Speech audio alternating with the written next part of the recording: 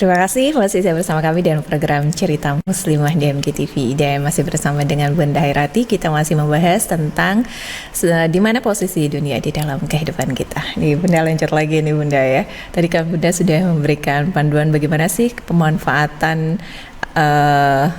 hidup kita di dunia ini atau memposisikan seperti apa sih dunia ini. Tadi sudah ada Bunda sampaikan yang pertama gitu ya, memang orientasinya benar-benar akhirat full gitu kan. Yang kedua akhirnya dia mengikuti saja hawa-hawa nafsu lawamahnya seperti itu ya. Nafsu mutmainnahnya kayaknya udah kekubur gitu tuh ya. Dan yang ketiga tuh di antara keduanya tadi, bagaimana kita memang berusaha berada di dalam posisi tersebut. Nah tentu saja nanti kan juga akan banyak permasalahan yang muncul gitu ya Bunda ya, di dalam menghadapi dunia ini. Tapi sebelum itu mungkin ada sifat-sifat yang mengiringinya, silakan Bunda.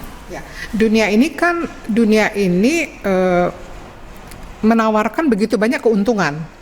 Tadi sudah dijelaskan ya, bumi ini dengan luasnya itu ada pertambangan, ada tumbuh-tumbuhan, kemudian ada hewan-hewan gitu ya. Itu semua adalah yang Allah ciptakan, dunia yang Allah ciptakan sebagai ujian buat kita. Hanya orang memposisikan itu menjadi sumber bagi dia, ketergantungan dia, harapan dia, sehingga dia lupa kepada kehidupan setelah kematian.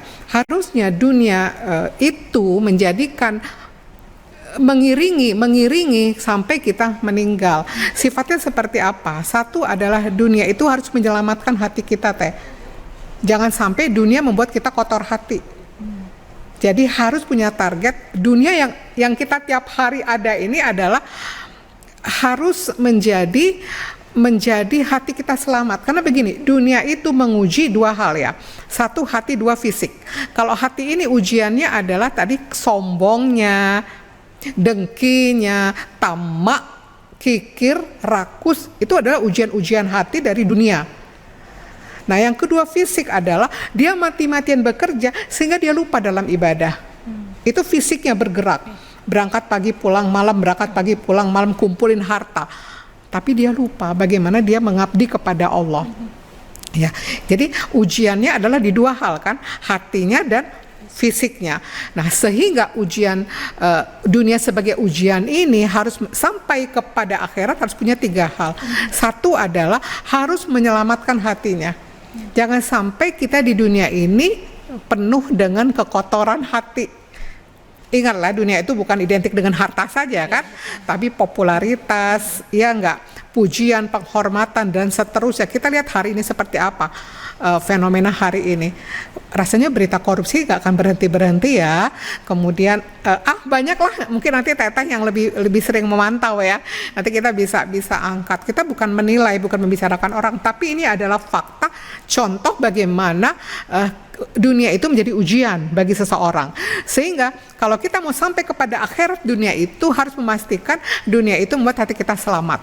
Itu ya, qalbun salim. Yang kedua adalah sesibuk-sibuknya kita di dunia ini, menikmati dunia ini, jangan sampai kita lalai kepada Allah. Berarti ingatlah Allah. Makanya orang-orang yang sudah tingkat mengenal Allah itu kan makan aja udah alhamdulillah bisa makan. Apapun dia alhamdulillah gitu loh.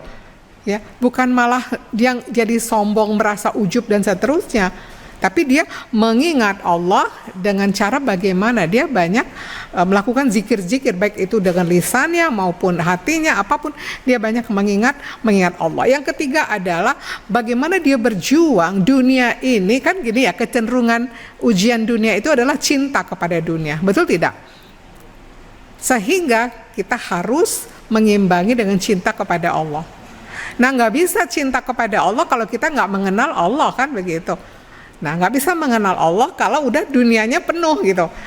Nah jadi kalau kita mau dunia ini sampai mengiringi kita sampai akhirat, pastikan dunia ini bagi kita memiliki sifat bagaimana dia membuat kita selamat hati kita. Kedua adalah kita selalu mengingat Allah dengan segala karunia-Nya. Yang ketiga, bagaimana Allah nomor satu kita cintai, bukan dunianya gitu. Nah seperti inilah yang harus mengiringi, yang bisa mengiringi kita sampai akhirat. Kondisi dunia yang menguji hati kita, menguji hidup kita, memposisikan dunia itu, kita harus bisa seperti ini. Jadi menjaga hati tidak kotor. Tadi kemungkinan orang punya dunia itu akan dia punya sombong, dia punya ujub, dia punya dengki. Orang yang punya dunia kadang dia tamak. Tamak itu masih kurang, pengen dia di tangan orang masih. Nanti kalau udah kepengen, dia akan dengan cara-cara seperti apa? Dia akan melakukan cara-cara dengan cara yang haram, tidak sesuai dengan aturan Allah. Itulah kenapa mohon maaf, orang korupsi itu bukan dia tidak punya harta kan, dia udah harta punya, dia punya gaji kok gitu, tapi dia masih merasa kurang, itulah tamak. Begitu dia lakukan dengan cara yang haram, itulah masuk dia kepada rakus, segala cara dia lakukan seperti itu. Nah itu memang ujiannya dunia itu seperti itu. Kalau udah gitu dia pasti dapat dipastikan nggak ingin Allah, nggak takut kepada Allah. Dan dapat dipastikan dia tidak mencintai Allah. Dia pasti mencintai dunia daripada Allah. Karena kalau dia cinta kepada dunia, dia akan bertahan menjaga segala sesuatunya agar Allah ridho kepadanya. Gitu Teh. Iya, baik. Masya Allah Bunda, ini sangat menarik ya. Karena bagaimanapun memang segala sesuatu ketika kita mau kenal sama Allah itu kuncinya kan ilmu gitu loh. Kita difahamkan terlebih dahulu. Kalau kita nggak tahu gitu ya panduannya seperti apa, Bunda, gimana kita bisa tahu jalannya, bagaimana kita bisa paham di dalamnya.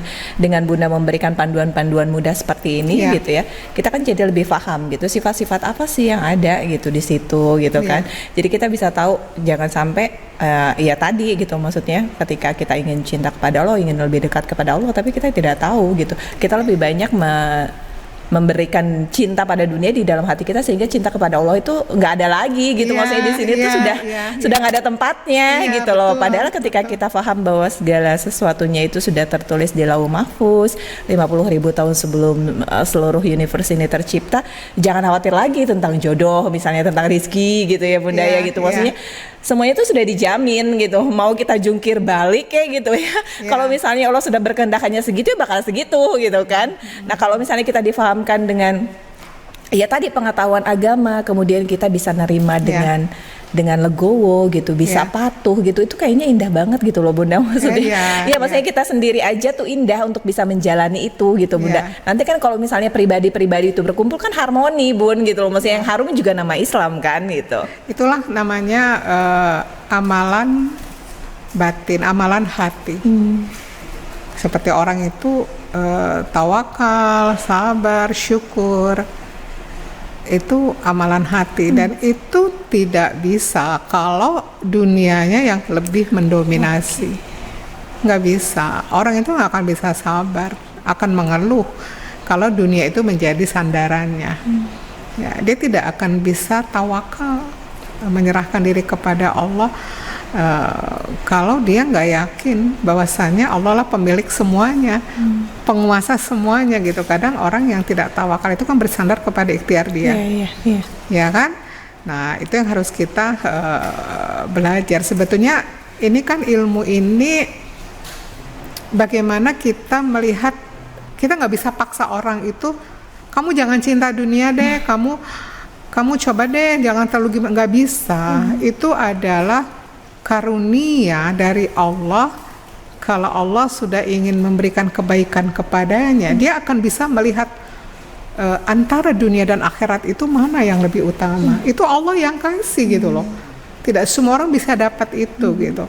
Karena banyak juga orang yang udah punya dunia, dia nggak lupa ke akhirat. Itulah orang-orang yang juhud ya, seperti Abdurrahman bin Auf, Utsman bin Affan radhiyallahu anhu.